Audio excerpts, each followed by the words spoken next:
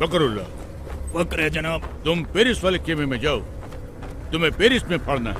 जी जनाब।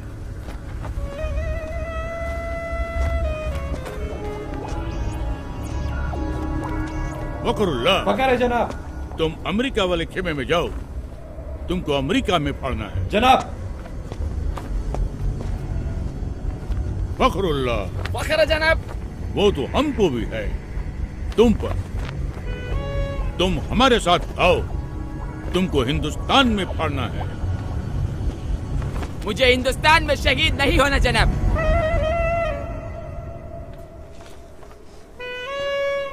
वहाँ पहले ही बहुत आतंक है। एक साथ 2 बम फट जाए तो दूसरे की खबर वही दबा देते, ताकि जनता में अखरोट पैदा न हो। अखरोट नहीं बेवकूफ, आक्रोश।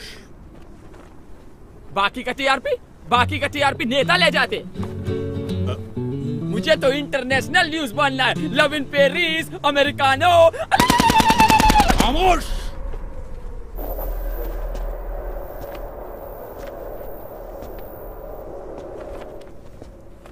बदअक्ल, बदशक्ल, बेवकूफ, नामाकूल, गुस्ताख। इसके लिए तुझे अंग्रेजी सीखनी चाहिए थी, काफिर की औलाद। अब तुम 2 ही जगह पढ़ सकता है, या पाकिस्तान या हिंदुस्तान। हिंदुस्तान जनाब। अल्लाह, सुभान अल्लाह, बरकतुल्लाह, इंतामुल हक, अल्लाह, ओस्मा बिन लादेन, अल्लाह। आओ मेरे साथ।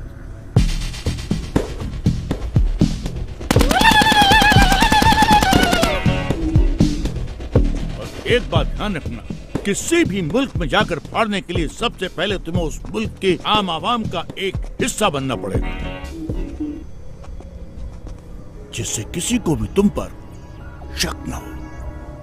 इसलिए सबसे पहले मैं तुम्हें एक सच्चे हिंदुस्तानी जैसा बनाऊंगा, और सच्चे हिंदुस्तानी जैसा बनने के लिए तुम्हें हिंदुस्तान की तवारीख यानी कि हिस्ट्री और वहां की रवायत जाननी होगी, और वो तुम्हें मैं ना नहीं बताऊंगा, ये बताएगा।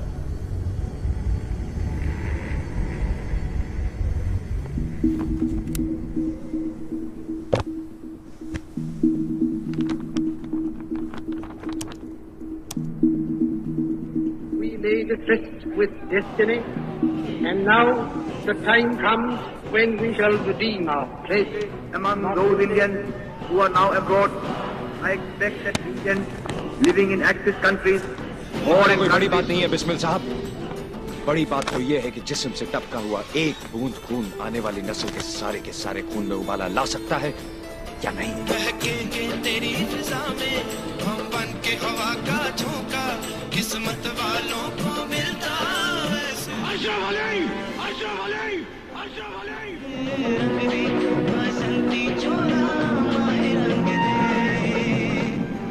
लेकिन हमारा हिंदुस्तान जिंदाबाद था, जिंदाबाद है और जिंदाबाद रहेगा। हिंदुस्तान जिंदाबाद। देखा जाए बर्बादियों का समा, ईश्वर या अल्लाह ये पुकार सुन ले, ईश्वर या अल्लाह हे दाता।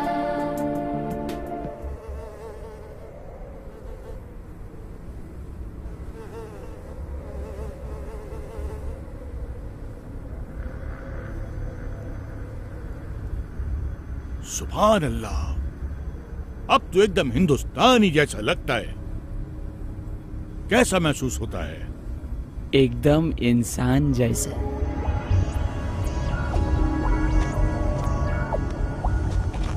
अब तू फाड़ने के लिए एकदम तैयार है।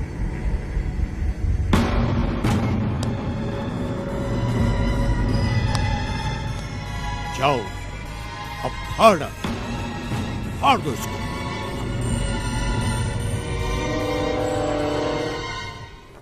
15 अगस्त 1947 सैकड़ों स्वतंत्रता सेनानी, जिसमें मुसलमान, हिंदू, सिख, ईसाई चारों कौम की शहादत के बाद भारत को आजादी मिली।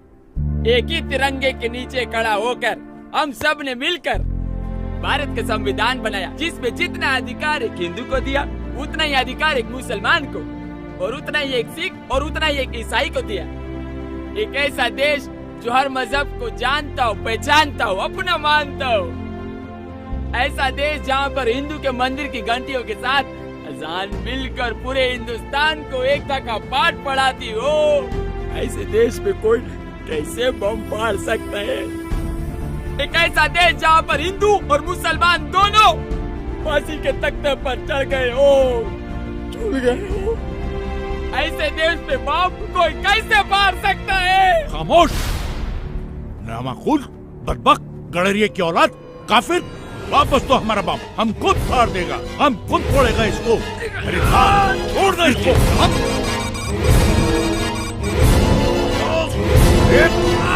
क्यों नहीं?